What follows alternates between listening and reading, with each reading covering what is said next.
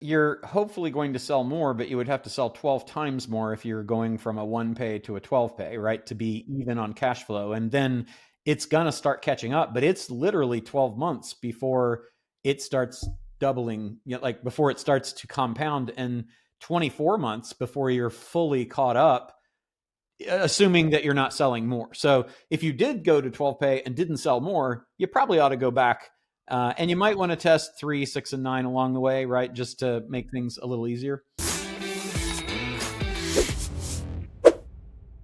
Hey, everybody, welcome to another episode of the Business Lunch Podcast. And we have your host today, Richard Lindner, and myself, Roland Frasier. Rich, how you doing today? Man, I'm good. How are you? I'm doing really good. Everything is going well. Excited about our upcoming event for our Founders Board people here in San Diego. Looking forward to seeing you, and apparently drinking some Weller Millennium or Millennial? Millennium, yeah. Okay. Millennial is a different brand. It complains a lot and doesn't like the word. So that's no millennial hate here, guys. Okay. None. So you just did some amazing analysis and found us an extra $1 million plus a year in our businesses. And I think that it's something that everybody that's watching and listening could really benefit from. So I was thinking maybe we chat about that. How's that sound? Yeah, I think you're right. I mean, I think everyone needs to take a look at the bottom line, no matter what climate we're in. And I have said for years, that every extra $1 million helps. Every extra $100,000 a month helps. I've also said, and I've heard you. I've also been completely unsuccessful in disproving that point. Yes, yeah. Despite lots of efforts that both of us have made, We've tried. So why don't you tell a little bit of the background of kind of what the lead up to this was, and then why we thought that we wanted to take a look at it, and then kind of how we went about it. Yeah. So when I say we, Richard did all of this. So well, there was a lot of we involved. We were at a point where sales had stalled. Right, sales had stalled in kind of two of our companies, and in looking at how do we change that, we went through all the normal evaluations. Right, did something change in the market? We looked at product, we looked at process, we looked at all of the things, including price. And where we ultimately landed, the easiest thing to change is pricing terms. Right, not price. We don't want to change price. We want to maintain. We believe that we're fairly priced in the marketplace for the value that we deliver. But one thing that is appropriate is to look at the pricing terms, the payment terms that we're offering. So basically, can the people afford it? Sure, it's worth it, but can the people that we want to buy it afford it? Right. What's that cash outlay up front? How are we structuring that? So we wanted to test that out. We tested changing the payment terms and really going to a 12-month. It's a 12-month program. So let's look at a 12-month. What we saw in one of our brands was we saw a doubling of sales velocity. In another brand, we saw a tripling of sales velocity. So it worked, right? It worked. The other thing that we saw, which is less exciting, obviously, if you go from a pay in full or a 2-month or a 3-month payment term to a 12-month payment term, the other thing you see is a massive reduction in the cash collected. And you stretch out that cash collection over a 12-month period. So it's kind of this really weird feeling of like, yay, aw, we're winning, but at the same time we're watching our cash position, and the unit economics have changed, the cash position has changed, and in seeing an increase in sales velocity, but a decrease in cash. So at that point, we're not dealing with a business that's failing from a business model. We're dealing with a business that is in a cash flow crunch. So what do you do, right? We don't want to make any knee-jerk reactions. We need to keep spending and generating leads. We need to feed the sales team. We need to keep the core business functions going, but we have to be more efficient in the spend. So, how do we look at our different categories of spend? Where can we reduce? And that's kind of how we got here, right? How we got here and said, we have to basically buy time for this model to work, I guess was the was the challenge. How do we buy time for this model to work, for things to compound, and for for these unit economics to get to where they need to be from the amount of cash collected in the snowball effect. Yeah, because you're hopefully going to sell more, but you would have to sell 12 times more if you're going from a 1 pay to a 12 pay, right? To be Correct. even on Right. cash flow. And then it's going to start catching up, but it's literally 12 months before it starts doubling, like before it starts to compound, and 24 months before you're fully caught up, assuming that you're not selling more. So if you did go to 12 pay and didn't sell more, you probably ought to go back. And you might want to test 3, 6, and 9 along the way, right? Just to make things a little easier. But for us, seeing a doubling of sales velocity and a tripling of sales velocity, that's nice because sales did go up. So now we don't have to wait as long, but we do, even with the compounding effect of if you make 30 sales month 1, you're technically collecting 60 sales month 2, assuming you're retaining all of those and billing efficiency is the same.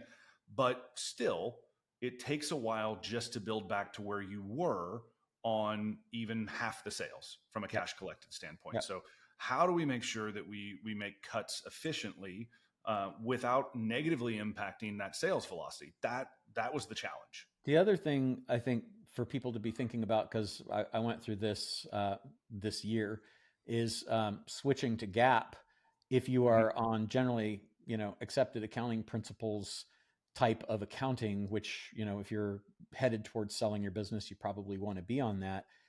You get into revenue recognition issues, and so not only do you not have the cash dollars, but your P&L starts to look very anemic because you are now receiving something that's going to be paid over that period of time, and the services are going to be rendered over that period of time, presumably. If you were rendering all the services today, you might be able to recognize the revenue today, but the way that usually we do that is we say 12 months because they're going to continue to be getting value for that period of time. So that's another thing, just to kind of chat with your accountant about if you're in the process of getting ready for a sale or something like that. It could affect you in a way that you might be surprised.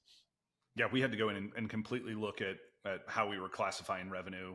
There were a ton of changes that had to happen when this. So at some point, when it worked, we were the dog that caught the car, right?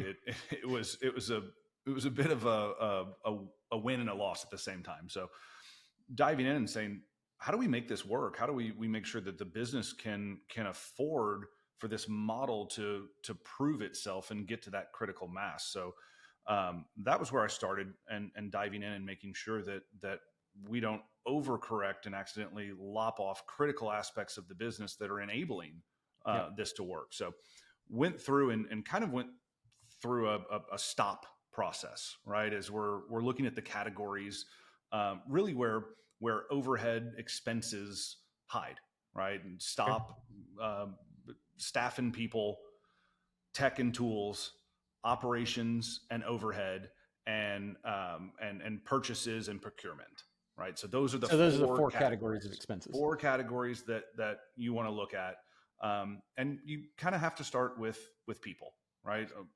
In most cases, these are going to be some of our biggest expenses, and we have to look here. And is that primarily employees, or are there other people that you would also be looking at? Employees and contractors. Okay. So, and contractors, thinking of not only maybe contractors, but contracted services. So if I'm thinking people, I'm also thinking contracted services as well. So any agency services, anything like that. Okay. And really within that staff and people, I'm going to have some additional categories. The first way that I would look at that is, are there any roles, right? I'm going to think role first. I understand every role has a name, and this, this is tough, right? Because we're talking about people. We're not talking about a pair of blue jeans you can take back to Nordstrom, right? These are human beings, and I understand that. The first category I'm going to look at is, what roles within the company would we not rehire if we were to rebuild this company today? Because look, companies change, right? We evolve as companies, and there are people that occupy roles that we like, that add value, but those people are in roles that may not be necessary for the value that your company adds or the model that you wind up in today. So when you're going through and you're evaluating people, the first place to look is, do we have any people, any roles that are not critical in the value creation process, right? So the easiest way to do is, are there roles that if we were to rebuild this company from scratch tomorrow, that role would not be an open to hire? We would not replace that role. The next place that I look for people is, where are there... Let me ask you something Sure. about that. So when you're doing that analysis, are you also looking at what is new that might cause us to not have to have that person? So like kind of actively thinking, AI particularly comes Absolutely. to mind, you know, it has technology or automation advanced to the point where this person is in a role that can be replaced by computer effectively, Yeah. or has our business changed processes wise, customer wise, product wise, in a way that we no longer provide the thing that this person used to provide, so the value is not there? Absolutely. Okay. Yeah. Typically that's kind of my third filter. Okay.